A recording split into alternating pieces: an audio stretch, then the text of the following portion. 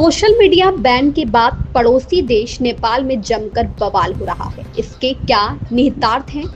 इसी विषय पर राष्ट्रीय प्रस्तावना न्यूज के ब्यूरो चीफ पीयूष त्रिपाठी ने संपादक समन्वय अभयानंद शुक्ल से खास बातचीत की। नमस्कार, आरपी न्यूज में आपका स्वागत है। मैं हूं पीयूष त्रिपाठी और मेरे साथ हैं हमारे संपादक समन्वय अभयानंद शुक्ल जी।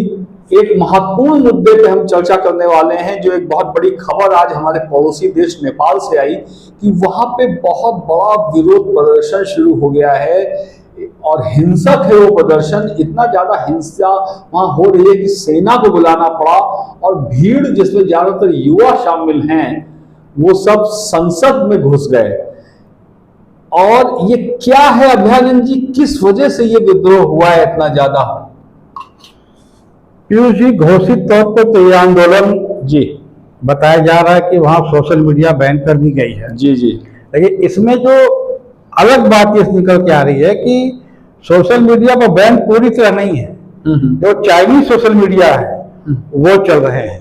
अच्छा। लेकिन उसके अलावा जितने सोशल मीडिया प्लेटफॉर्म हैं उन पर बैन लगाया गया है। कहा यह जा रहा है कि ये सोशल मीडिया प्लेटफॉर्म के जो कर्ता धर्ता हैं वो जो दिक्कतें होती हैं उसको ठीक करने में देर करते हैं, तो वो जब तक आके नेपाल में अपना ऑफिस नहीं खोल लेंगे तब तक इसको जो है चालू नहीं किया जाएगा और तब तक इस पर बैन लगा रहेगा। लेकिन ये समझ नहीं आता कि चाइनीज क्यों चालू है और इसको बंद होने के बाद से वहां के जो युवा हैं, जो छात्र हैं, वो आंदोलित हो गए हैं। उनका ये कहना है कि सोशल मीडिया प्लेटफॉर्म बंद होने से हमारे सारे काम रुक गए हैं, पढ़ाई रुक गई है, सूचनाएं आना जब रुक गई है, तमाम चीजें हो गई हैं। उनका ये कहना है कि जो चाइनीज सोशल मीडिया प्लेटफॉर्म है उसका दायरा सीमित है, लेकिन जो बाकी सोशल मीडिया प्लेटफॉर्म है, ट्विटर वगैरह, फेसबुक वगैरह, उनका दायरा विस्तृत है, वहाँ जानकारी ज्यादा मिलती है। तो इसी के खिलाफ सुघोषित तौर पर इसी के खिलाफ छात्र और युवा वहाँ आंदोलित हैं और वो जो है आज बड़ी संख्या में काठमांडू की सड़कों पर निकल आए और बवाल कर दिया। खबर तो यहाँ तक है कि उन्होंने वहाँ की नेपाली संसद, जिसे प्रतिनिधि सभा कहा जाता है, उस कैंपस में घुस गए हैं, वहाँ पर कब्जा कर रखा है और नेपाली सेना बुला ली गई क्योंकि पुलिस के बस का नहीं था। गोलीबारी करनी पड़ी है वहाँ पे, गोली चली है और 8 लोगों की मौत की खबर है। ये बड़ी घायल तो बहुत हैं, 8 लोगों की मौत की खबर है। खबरें यहाँ तक है कि उपराष्ट्रपति और प्रधानमंत्री के आवास पर सेना लगा दी गई है सुरक्षा के लिए और माहौल बहुत खराब है। और कर्फ्यू सिर्फ काठमांडू में ही नहीं, आसपास के इलाकों में भी फैल गया है और ये मुझे लगता है कि ये बहुत बड़ा आंदोलन अब होने को है। हालांकि बताया यही जा रहा है कि ये छात्रों का और युवाओं का ही आंदोलन है और ये भी खबर आई है कि उन्होंने बाकायदा इसकी अपील की है कि भाई ये सिर्फ हमारा आंदोलन है, इसमें और किसी की जरूरत नहीं है, इसलिए कोई और ना आए। लेकिन खबर यह है कि जो नेपाल में राजशाही समर्थक लोग हैं वो इसमें शामिल हो गए हैं और इसको और ओके बना दिया गया। खास बात यह है कि इस आंदोलन में किसी नेता का नाम उभर कर नहीं आया है कि जिससे सरकार बात करे, और सरकार की कमी यह है कि वो उसने अभी तक कोई अपील नहीं जारी की है कि भाई आप लोग शांत हो जाइए, हम आपसे बात करने को तैयार हैं। भाई नेता तो बाद में निकल जाते, लेकिन पहले अपील तो जारी होती। लेकिन खबर यही है कि अभी तक कोई अपील जारी नहीं हुई है और माहौल वहां पर तनावपूर्ण है। 8 लोगों की मौत मायने रखती है, कई सौ सैकड़ों घायल होने की बात, वो भी बड़ी बात है। तो मुझे जो ये लगता है कि चाइनीज मीडिया और चाइनीज प्रभाव के चलते वहां की जनता उद्वेलित हुई है और ये सोशल मीडिया प्लेटफॉर्म में अगर चाइनीज मीडिया चल रही है, इसका मतलब कि जो है चाइनीज प्रभाव है। और केपी शर्मा ओली पे इस तरह के आरोप लगते ही रहे हैं कि वो चाइना के दबाव में काम कर रहे हैं, क्योंकि नेपाल का जिस तरह से धीरे धीरे भारत से अलग हो रहा है और चाइना की तरफ झुकाव बढ़ रहा है, इसका एक कारण हो सकता है, जिसके खिलाफ ही लोग राजशाही को लाने के लिए आंदोलन कर रहे थे। देखिए, बिल्कुल ये भले ये आंदोलन एकदम युवाओं द्वारा किया जा रहा है, जिसे जेन जेड कहा जा रहा है, जो बिल्कुल अभी युवा अवस्था में कदम जिन्होंने रखा है, वो लोग इसको कर रहे हैं। लेकिन वाकई में ये कहा जा रहा है कि इसके पीछे जो वजह है ये वही है जो केपी शर्मा ओली के प्रति लोगों में अविश्वास है, या वो अब उनसे ऊब चुके हैं, उनकी सरकार से भ्रष्टाचार के भी तमाम मामले आए हैं, इस कारण ये आंदोलन हो रहा है। लेकिन हाँ, और इसमें कि बिल्कुल राजशाही यानी क्या जो समर्थक जो हैं क्या उनकी कोई भूमिका है? भले वो सामने नहीं दिख रहे हैं, कोई नेता नहीं है। भाई कुछ दिन पहले भी राजशाही के समर्थन में वहां आंदोलन हुए थे, तब भी नेपाल के राजा खुलकर तो नहीं आए थे जी, लेकिन नेपाल के राजा के आवास के खिलाफ आसपास जो है पूरा पुलिस तैनात की गई थी और उनको एक तरह से नजरबंद कर दिया गया था। जी, हाँ। किसी को उनसे मिलने नहीं दिया गया था।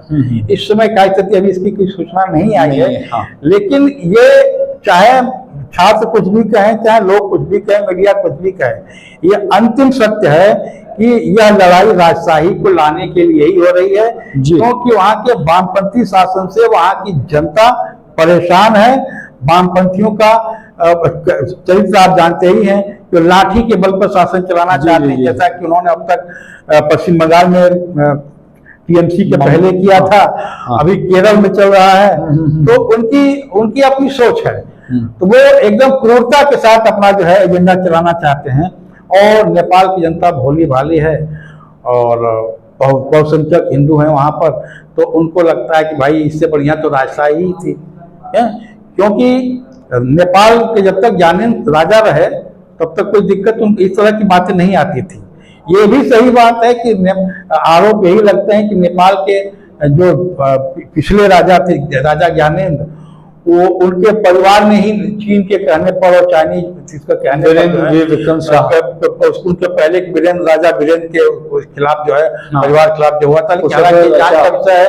और वहाँ के राज परिवार के बारे में इस तरह की कोई जांच होती नहीं है, इसलिए सच्चाई निकल के नहीं आई जी, क्योंकि पूरे एक परिवार का एक ही समय में मौत हो जाना, मर जाना, ये बड़ी खबर थी। लेकिन ठीक है, वहां का अपना सिस्टम है। लेकिन ये बात सही है कि वहां की जनता जो है इस वामपंथी शासन से परेशान हो गई है, उससे मुक्ति चाहती है। बहाना अगर छात्रों का है तो वो अलग बात है, लेकिन इस लड़ाई में राजशाही समर्थक भी हैं, इसमें कोई दो राय नहीं है। वहां की जो सूचनाएं हैं वो यही है।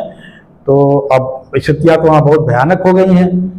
अब आगे क्या होता है ईश्वर जाने, लेकिन हमको भी इंतजार करना है। लेकिन आंदोलन सीधे धीरे धीरे जो है छात्रों और युवाओं से शुरू होकर राजशाही समर्थकों की ओर जा रही है। नेपाल में स्थितियां भयावह हैं। राजधानी काठमांडू पूरी तरह आंदोलनकारियों के कब्जे में है। प्रधानमंत्री और राष्ट्रपति के घर को जो है सैनिक छावनी बना रखा है। कर्फ्यू का दायरा धीरे धीरे बाकी इलाकों में भी बढ़ रहा है। देखिए आगे सूचनाएं क्या आती हैं, लेकिन अच्छी नहीं है, क्योंकि नेपाल हमारा पड़ोसी राष्ट्र है, तो हमें उसकी भी चिंता है। हमारे उनके रोटी बेटी के संबंध है।